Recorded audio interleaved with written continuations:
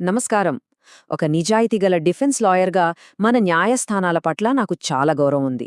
కానీ ఈ రోజు మనం ఒక భయంకరమైన కుంభకోణం గురించి మాట్లాడుకోబోతున్నాం.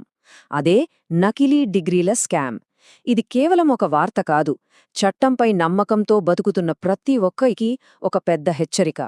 ఈ విశ్లేషణలో అసలు ఈ స్కామ్ వెనుక ఉన్న చీకటి కోణాలను మనం క్లియర్గా తెలుసుకుందాం. అసలు న్యాయ వ్యవస్థ అనేది ఒక పవిత్రమైన నమ్మకం మీద నిలబడి ఉంటుంది కదా. సామాన్య ప్రజలు తమ ప్రాణాలను, ఆస్తులను, తమ స్వేచ్ఛను పూర్తిగా లాయర్ల చేతుల్లో పెడతారు. జైలుపాలు కాకుండా తమను కాపాడే ఒకే ఒక్క రక్షకుడు ఆ లాయరే అని కుటుంబాలు గుడ్డిగా నమ్ముతాయి. ఒక వ్యక్తి తన సర్వస్వాన్ని ఆ నమ్మకం మీదే వదిలేస్తాడు.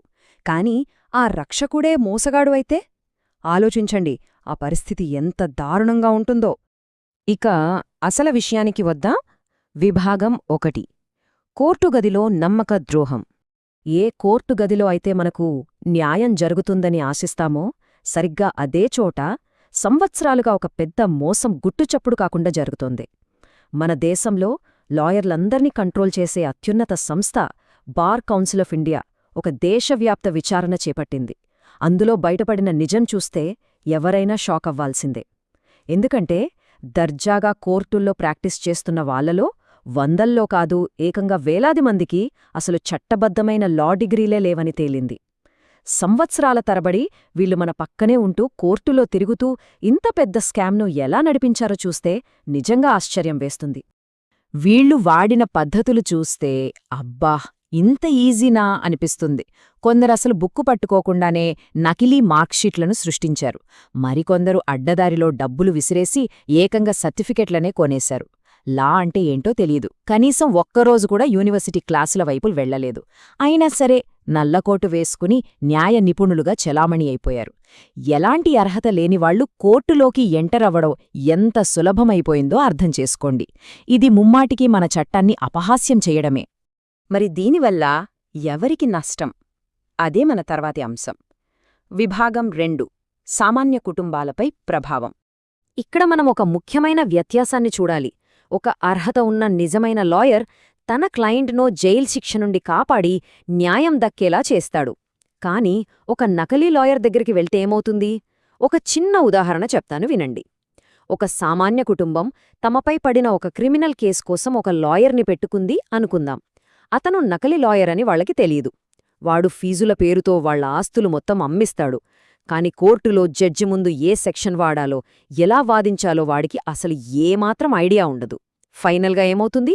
న్యాయం జరగదు సరికదా, ఉన్నదంతా పోయి కుటుంబానికి అక్షరాల డబ్బు బొక్క మిగులుతుంది. ఇది ఆ కుటుంబం పాలిట మరణ శాసనం లాంటిదే కదా. ఒక డిఫెన్స్ లాయర్గా చెప్తున్నాను, మెడిసిన్ చదవనివాడు సర్జరీ ఎలా అయితే చేయలేడో, లా చదవనివాడు డిఫెన్స్ వ్యూహాలను కోర్టులో అస్సలు అమలు చేయలేడో, సాక్షులను ఎలా క్రాస్ ఎగ్జామిన్ చెయ్యాలి, చట్టంలో ఉన్న లుసుగులను ఎలా ఎత్తిచూపాలి, ఇవేమీ వాళ్లకి తెలీదు.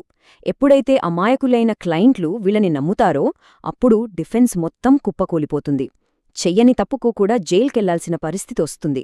ఇలాంటివి చూసినప్పుడే ఈ సిస్టమ్ మీద ప్రజలకున్న నమ్మకం పూర్తిగా నాశనమవుతుంది. నాకైతే ఇది తలుచుకుంటేనే చాలా ఆవేదన కలుగుతుంది. మరి ఈ దారుణాలను చూస్తూ మన అత్యున్నత న్యాయస్థానం ఊరుకుంటుందా? విభాగం 3, సుప్రీంకోర్టు కఠిన చర్యలు. బార్ కౌన్సిల్ ఇచ్చిన రిపోర్ట్ చూసి సాక్షాత్తు మన సుప్రీంకోర్టు కూడా షాక్ అయింది. కోర్టు ఎంత తీవ్రంగా స్పందించిందో వాళ్ల మాటల్లోనే వినండి.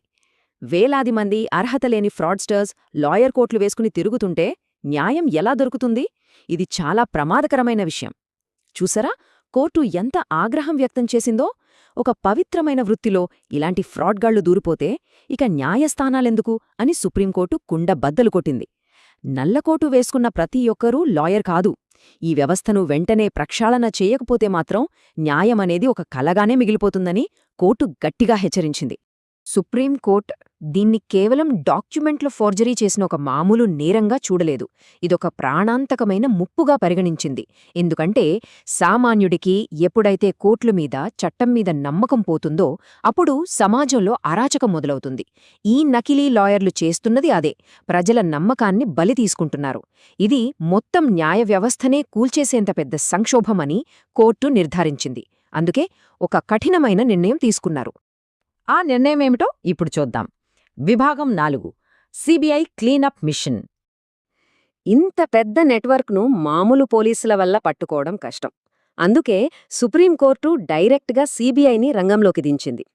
సీబీఐకి కోర్టు ఇచ్చిన ఆదేశాలు చాలా క్లియర్గా ఉన్నాయి.